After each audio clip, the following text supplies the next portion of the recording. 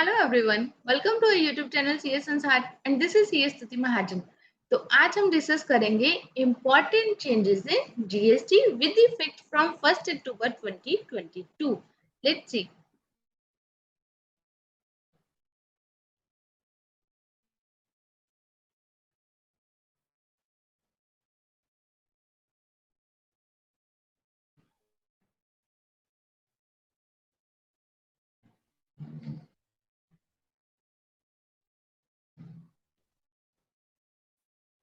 As you all know, बहुत सारी notifications आई हैं। नोटिफिकेशन नंबर 18 से लेके 20 तक आई हैं और नोटिफिकेशन नंबर 18 से लेके 20 तक जो नोटिफिकेशंस आई हैं, इसके अंदर जो इम्पोर्टेंट की चेंजेस हैं उसको हम ब्रीफ में यहाँ पे डिस्कस करेंगे।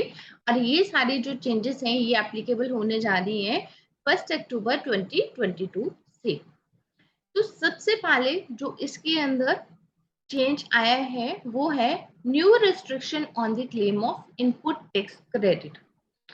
जीएसटी के अंदर आईटीसी को लेके डेली आए दिन कोई ना कोई नोटिफिकेशन आते रहती है। कभी उन्होंने बोल दिया कि 2B के थ्रू जो उसके अंदर है, कभी आपका जो फॉर्म है उसके अंदर चेंजेस कर दिए, प्रैक्टिकल चेंजेस वहां पे आ गई। तो अभी हम डिस्कस करते हैं कि आईटीसी को लेके कौन सी नई रेस्ट्रिक्शंस जो है वो आई हैं। From 1 October 2022 government can restrict your ITC if your vendor has. ठीक है, तो सबसे पहले हम देखते हैं कि आईटीसी जो है हमें जीएसटी के अंदर आईटीसी कैसे मिलता है। तो eligibility for input tax credit in GST, जिसके लिए सेक्शन है सेक्शन 16। तो उसके लिए चार कंडीशंस थी हमारे पास। सबसे पहले क्या था, इनवॉइस और डेबिट नोट होना चाहिए। अगर आप आईटीसी क्लेम करना चाहते हो तो आपके पास इनवॉइस या डेबिट नोट होना चाहिए। नेक्स्ट, गुड्स और सर्विसेज रिसीव्ड, गुड्स जो वो रिसीव किए होने चाहिए। Third one, this supplier has paid the tax, supplier को आपने जब बिल की पेमेंट कर दी तो सप्लायर ने भी टैक्स जो है वो पे किया होना चाहिए।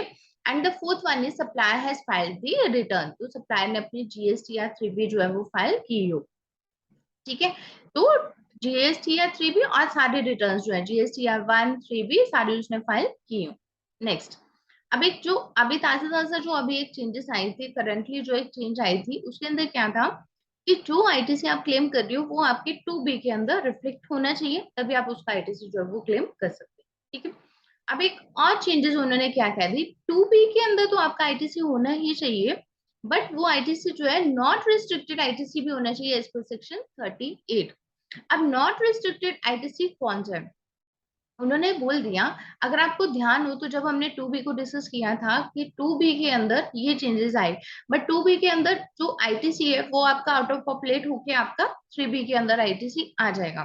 अब जो 3B के अंदर जो आपका आईटीसी आएगा तो उसके अंदर हम वहां से चेक करेंगे कि एलिजिबल आईटीसी कितना और नॉन एलिजिबल इनएलिजिबल आईटीसी आपका कितना है। तो ये जब हमने प्रैक्टिकल चेंजेस आई थी उसके ऊपर भी मैंने वीडियो रिकॉर्ड करके हमने इस चैनल के ऊपर डाली हुई है, तो आप वहां से भी चेक कर सकते हो। इसके लिए जीएसटीआर 3B फॉर्म के अंदर जो प्रैक्टिकल चेंजेस आई थी उससे विद एग्जांपल वहां पे मैंने इलस्ट्रेट किया हुआ है। तो यहाँ पे है कि जीएसटीआर तभी आप उसका आईटीसी क्लेम कर पाओगे जब आपके वो 2B के अंदर रिफ्लेक्ट हो रहा है। ठीक है, देन नेक्स्ट वो क्या कह रहा है कि not restricted ITC as per section 38। अब हम देखते हैं कि रिस्ट्रिक्टेड आईटीसी कौन से, और आपका वो रिस्ट्रिक्टेड आईटीसी नहीं होना चाहिए। अगर आपका वो आईटीसी रिस्ट्रिक्टेड की कैटेगरी में आया था तो उस आईटीसी को आप क्लेम नहीं कर पाओगे। रिस्ट्रिक्टेड आईटीसी के अंदर क्या क्या आ जाएगा, if the vendor has taken the registration with in such period, या फिर न्यू जीएसटी रजिस्ट्रेशन, अगर उसने नई नई रजिस्ट्रेशन ली है अभी।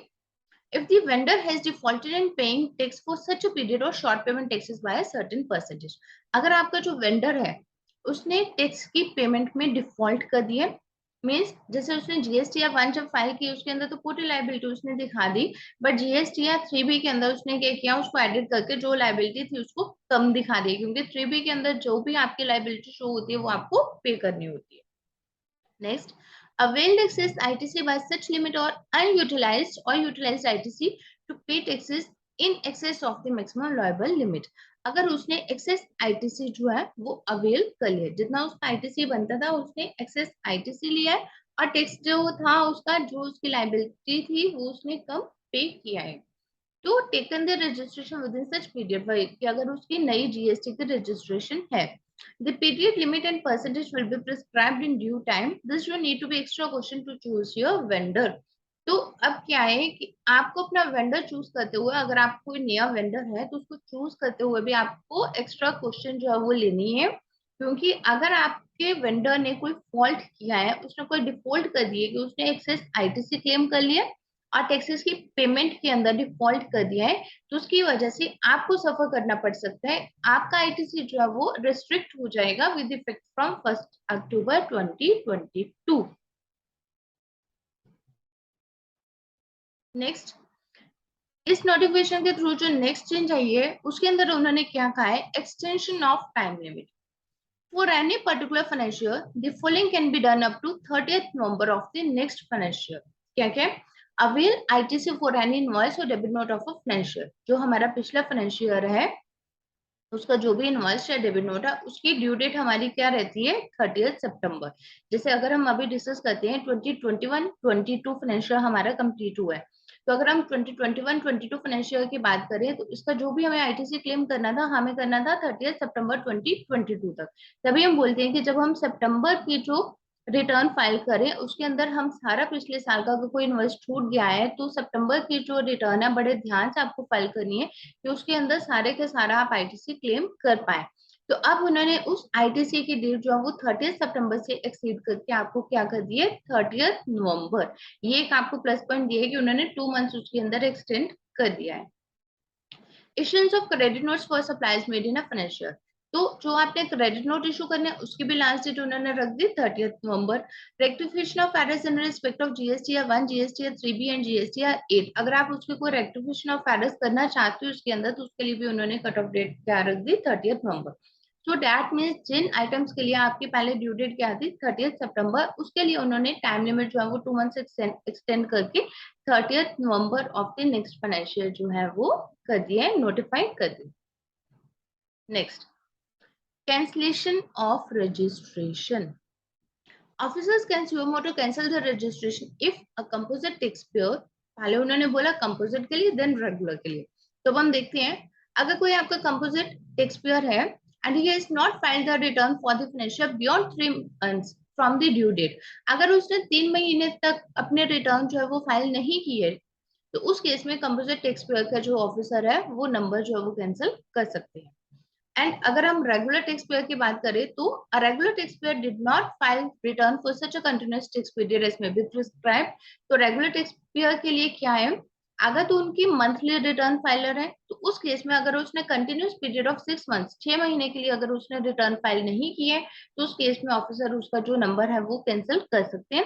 और अगर वो क्वार्टरली स्कीम के अंदर आते हैं, क्वार्टरली रिटर्न फाइल करते हैं, तो क्वार्टरली रिटर्न के अंदर अगर उसने 2 टैक्स पीरियड मीन्स 2 क्वार्टर के रिटर्न को अगर स्किप कर दिया तो उस केस में ऑफिसर जो है उसका नंबर कैंसिल कर सकते हैं। Next, changes in GSTR 1। तो जीएसटीआर 1 के अंदर अगेन वही वाली चेंज उन्होंने बार बार बोली है जो ऑलरेडी उन्होंने बताई हुई है। It is now compulsory that the returns of outward supply must be filed in chronological order. Chronological order का मीनिंग क्या है, पहले आप 1 मंथ की जीएसटीआर 1 फाइल करेंगे, देन आप जीएसटीआर 3 भी फाइल कर पाएंगे उस मंथ की, उसके बाद ही आप नेक्स्ट मंथ की जो जीएसटीआर 1 है वो फाइल कर पाएंगे। लेट अस सपोज अभी हमारे 30 सितंबर क्लोज हुई, अब हमें सितंबर की रिटर्न फाइल करनी है जिसकी ड्यू डेट हमारी क्या रहेगी, जीएसटीआर 1 के लिए 11 अक्टूबर और जीएसटीआर 3 के लिए अगर हम बात करते हैं तो 20 अक्टूबर। ठीक है, तो सितंबर की जीएसटीआर 1 फाइल आप तभी कर पाएंगे अगर आपने अगस्त मंथ की जीएसटीआर 1 एंड अगस्त मंथ की जीएसटीआर 3 भी फाइल की है तभी। आप ऐसा नहीं कर सकते कि जीएसटीआर 1 जो है वो सारी फाइल करते जाओ और जीएसटीआर 3 भी जो है वो बाद में कर लेंगे, क्योंकि जीएसटीआर 3 के अंदर टैक्स की पेमेंट होती है। तो अब आपका क्या है, 1 by 1 ही आपको करना है। पहले आप अगस्त मंथ की जीएसटीआर 1 फाइल होगी, जीएसटीआर 1 फाइल होने के बाद आपको पता है कि जो आपका डाटा है जीएसटीआर 1 से ऑटो पॉपुलेट होते हैं जीएसटीआर 3 के अंदर। देन आप अगस्त की जीएसटीआर 3 फाइल करेंगे, देन आप सितंबर की जीएसटीआर 1 फाइल करेंगे, देन आप सितंबर की जीएसटीआर 3 फाइल कर पाएंगे।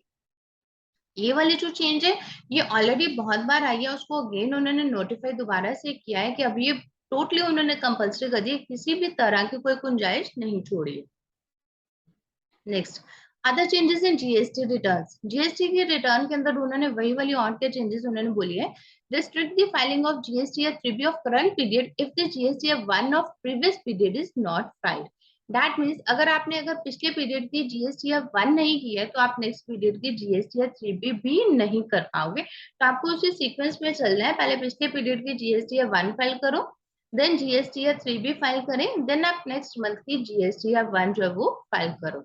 Next, due date for filing of GSTR 5 and GSTR 5A is now 13th of the next month. 5 और 5A की ड्यू डेट जो है वो 13th of the next month कर दी गई है। And let fees for delay in filing of TCS return is being introduce. पहले TCS का रिटर्न अगर आप उसका डिले करते थे उसके ऊपर लेट फीस नहीं थी, आप नोटिफाई कर दिया उन्होंने, कितनी लेट फीस है वो अभी आएगी, लेकिन उन्होंने नोटिफाई कर दिया कि लेट फीस जो है वो लगेगी। टीसीएस रिटर्न अगर आपने डिले फाइल किया है तो उसके ऊपर आपकी लेट फीस भी लगेगी। Next, claiming input tax credit on self assessment basis. पहले हमारे पास क्या था, प्रोविजनल आईटीसी का कंसेप्ट था, तो इन्होंने क्या किया, इस नोटिफिकेशन के थ्रू उन्होंने प्रोविजनल आईटीसी का जो कंसेप्ट है उसको खत्म ही कर दिया। Your self assessed ITC will be credited to the electronic credit ledger. जो भी आपने आईटीसी को खुद ही असेस किया, हमने क्या करना है, हमारा आईटीसी कहाँ पे आता है, जीएसटीआर 2B के अंदर। जीएसटीआर 2B से हमने उठाया, जीएसटीआर 3B के अंदर ऑटो पॉपुलेट होके अपने पास आईटीसी आ गया। अब वो आईटीसी कितना एलिजिबल है कितना इनएलिजिबल है उसको आपको खुद असेस करना है।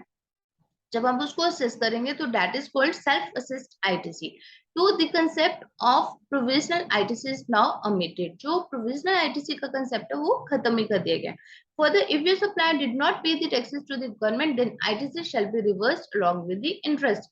सेम वे में कि अगर आपके सप्लायर ने डिफॉल्ट कर दिया, जो हमने फर्स्ट पॉइंट इस वीडियो का जो हमारा फर्स्ट पॉइंट था जहां पे हमने डिस्कस किया था रिस्ट्रिक्टेड आईटीसी, उसके अंदर क्या था, अगर आपके सप्लायर ने फॉल्ट कर दिया, टैक्सेस की पेमेंट नहीं की, तो आपका आईटीसी जो है उसको रिवर्स कर दिया जाएगा along with interest.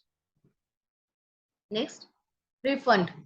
Refund application is to be filed if you want to claim a refund of excess balances electronic cash ledger. अगर आपके इलेक्ट्रॉनिक कैश लेजर के अंदर एक्सेस बैलेंस है और आप उसका रिफंड क्लेम करना चाहते हो तो उसके लिए आपको रिफंड की एप्लीकेशन लगानी पड़ेगी, जिसकी ड्यू डेट क्या रहती है, for the suppliers to sales developer और sales units refund is to be filed within 2 years from the due date of GSTR 3B। तो GSTR 3B की जो ड्यू डेट रही है उससे 2 साल के अंदर आप अपने रिफंड की एप्लीकेशन जो वो लगा सकते हो। Under specialised agency of the UNO, consulate, embassy etcetera, उनके लिए they can claim a refund of tax on inward supply within 2 years from the last day of the quarter in which the supply was made. उनके लिए क्या रहता है, उनके लिए जो सेस यूनिट्स है उनके लिए रहता है 2 years from the due date of GSTR 3B। ठीक है, तो जीएसटीआर 3B की ड्यू डेट क्या रहती है, मीन्स नेक्स्ट मंथ ही, फॉलोइंग मंथ ही हुआ, तो वहां से 2 years।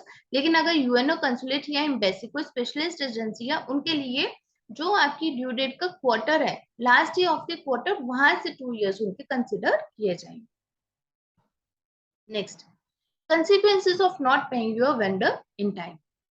आपने वेंडर की एक कंडीशन रहती है कि हमें वेंडर को 180 डेज के अंदर, इनवॉइस की जो डेट है उसके 180 डेज के अंदर उसकी पेमेंट करनी है, अदरवाइज हमें आईटीसी नहीं मिलेगा। अब हमने क्या किया, अगर हमने अपने वेंडर को टाइम पे पेमेंट नहीं की, 180 डेज के अंदर अगर हमने वेंडर को पेमेंट नहीं की, तो उस केस में क्या होगा, you need to pay the tax along with interest if you have availed ITC but did not pay the supplier within 180 days from invoice date. हमने अपने वेंडर की पेमेंट जो वो 180 डेज के अंदर नहीं की, तो उस केस में हमने जो आईटीसी लिया हुआ था उसका रिवर्सल हो जाएगा। वही उसने बोला कि आपको टैक्स की पे करना पड़ेगा विद इंटरेस्ट।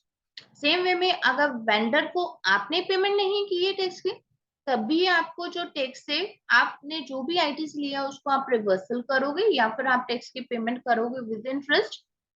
और अगर वेंडर ने आगे गवर्नमेंट को पे नहीं किया उस केस में भी आईटीसी आपका रिवर्स होगा अलोंग विद इंटरेस्ट।